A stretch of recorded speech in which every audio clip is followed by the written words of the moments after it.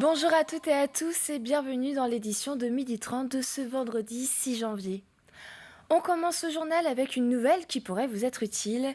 Si vous n'arrivez pas à vous débarrasser de votre sapin de Noël, eh bien pas de panique puisque plusieurs villes vendéennes proposent de les récupérer. C'est le cas à Angles où les lieux de collecte se multiplient. Vous allez le voir dans ce reportage signé Grégoire de Châtillon. La commune propose de recycler votre sapin pour lui donner une seconde vie. Voilà dans un an à quoi ressemblera peut-être votre sapin de Noël. Une matière organique désagrégée, comme sur cette butte au pied des arbustes. Ça s'est fortement désagrégé comme on peut s'en apercevoir. Donc là, il reste essentiellement quelques aiguilles. Après, il reste quelques petites branches, mais vraiment très très peu par rapport à la quantité qu'on avait au démarrage. On n'a pas trouvé mieux et donc c'est une opération qu'on fait depuis 3 ans. Et c'est comme on peut s'apercevoir, c'est un paillage où au bout d'un an, il reste presque plus rien et que des aiguilles de sapin. Né de la nature, le sapin retourne ainsi au sol pour le protéger, le nourrir, éviter les pousses des herbes indésirables. C'est sur ces talus tout proche de la tour de Mauric, joyau de la commune d'Angles, que les sapins de Noël sont recyclés depuis 3 ans.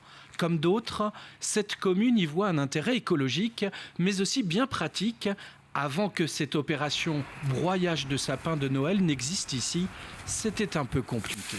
On en retrouvait un peu partout, parfois dans la nature, et aussi on avait pu constater, sur toutes les communes d'ailleurs, que les déchetteries étaient envahies par ces sapins après les fêtes, et qu'il fallait trouver une solution, quoi.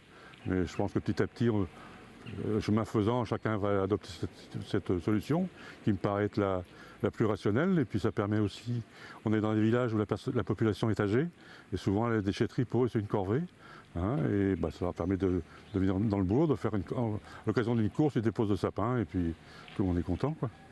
Renseignez-vous, si vous ne l'avez pas déjà fait, votre commune dispose peut-être d'endroits pour collecter vos sapins naturels.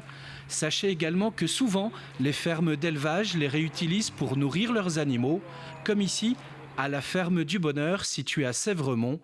Les sapins de Noël, vous le voyez, les chèvres et les ânes en raffolent. Et si vous habitez dans le pays de Fontenay, vous avez jusqu'à vendredi prochain pour venir déposer votre sapin. Quant au Lyonnais, vous aurez 2 jours de plus car l'opération se terminera le dimanche. On va maintenant parler sport et notamment de football avec les 32e de finale de la Coupe de France. Ce dimanche à 18h, le club des Herbiers se déplacera dans le Morbihan pour jouer face à l'équipe de Pontivy classée en Régional 1.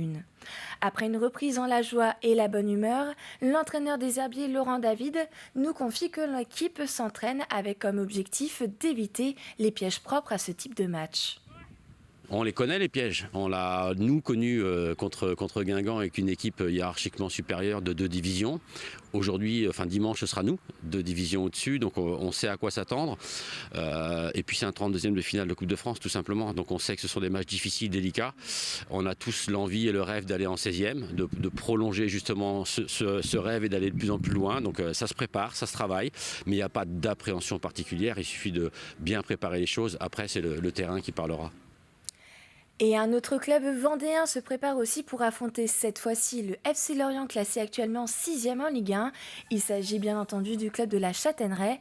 Entre impatience et excitation, les habitants sont fiers de leur club leader en Régional 1. En attendant le coup d'envoi prévu dimanche à 15h30 à La Roche-sur-Yon, Cyril Guillet est allé à la rencontre des supporters et des joueurs pour suivre les préparatifs. Les magasins du centre-ville de la Châtaigneraie se sont mis aux couleurs du club de foot de la commune. Le bleu et le blanc sont fièrement arborés dans les vitrines. Et sur les trottoirs, on soutient aussi l'équipe locale. Je suis fier, Je suis fier et voilà, j'espère qu'ils vont passer. Après, ça va être un match ultra difficile, mais au moins, on va voir. On espère qu'ils gagnent et qu'ils aillent encore plus haut, devenir encore plus forts. C'est vrai que c'est une récompense et on est fiers d'être châtaigneraisiens, ça c'est sûr. Ils seront tous derrière nous. On est un petit village de 2700 habitants, mais oui, il y a une émulation qui est énorme au niveau du pays de la Châtaigneraie. Une émulation qui touche aussi le club des supporters. Créé en 2022 et composé d'une centaine de membres, le COP de la Butte est depuis le début de cette Coupe de France en ébullition. Ça fait vraiment plaisir de pouvoir supporter notre équipe. Tout le monde attend ça, c'est la Châtaigneraie qui attend ça, c'est même un canton qu'on peut dire, même une région, la Vendée. Et jouer contre une Ligue 1, c'est exceptionnel, la première fois que ça nous arrive, mais on espère gagner. Ici, l'heure est aux préparatifs et des écharpes, des maillots et des bonnets ont été créés pour l'événement, ainsi que des banderoles. La banderole fait 16 mètres de long et le tifo est 5 mètres sur 3 mètres. De leur côté, les hommes de Charles Devineau sont à pied d'œuvre.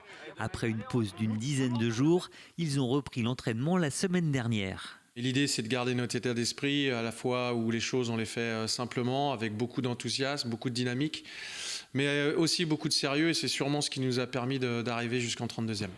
C'est super de vivre une épopée comme ça, surtout avec le groupe qu'on est, on s'entend tous super bien, ça fait 2 ans qu'on fait des... Même si l'année dernière était moins bonne, on avait un super groupe, donc ça confirme ce qu'on fait depuis 2 ans, de travailler ensemble. On se dit que tout est possible, quoi. Il y a déjà eu des grands retournements de situation. Là, on part en étant le petit poussé contre une grosse écurie, mais rien n'est joué. Le verdict tombera ce dimanche à La Roche-sur-Yon. Le coup d'envoi est programmé à 15h30, stade Henri Desgranges. Et on finit ce journal avec un sujet qui allie gourmandise et solidarité. En ce jour de l'épiphanie, la galette des rois s'est peut-être glissée à votre déjeuner. Hier, on vous parlait justement des boulangers qui profitent de cette tradition pour soutenir les associations locales. C'est le cas de cette boulangerie au Sable d'Olonne qui a créé des fèves françaises uniques aux couleurs de la SNSM. Un geste symbolique pour la gérante qui se confie au micro de Colline Davy. On veut faire connaître aussi la SNSM des Sables. Avec nos fèves françaises, forcément, c'était toujours dans nos valeurs. Et du coup, ouais, je pense qu'ils ont besoin d'être mis en lumière par rapport à ça.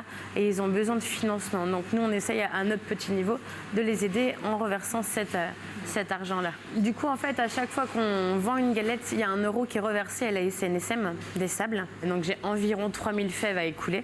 Et mon but, c'est vraiment de reverser ces 3000 euros, quoi. Je vous remercie d'avoir suivi ce journal et rendez-vous avec Diane Delangle pour l'édition de 18h. En attendant, passez une excellente après-midi sur TV Vendée et je vous dis à très bientôt.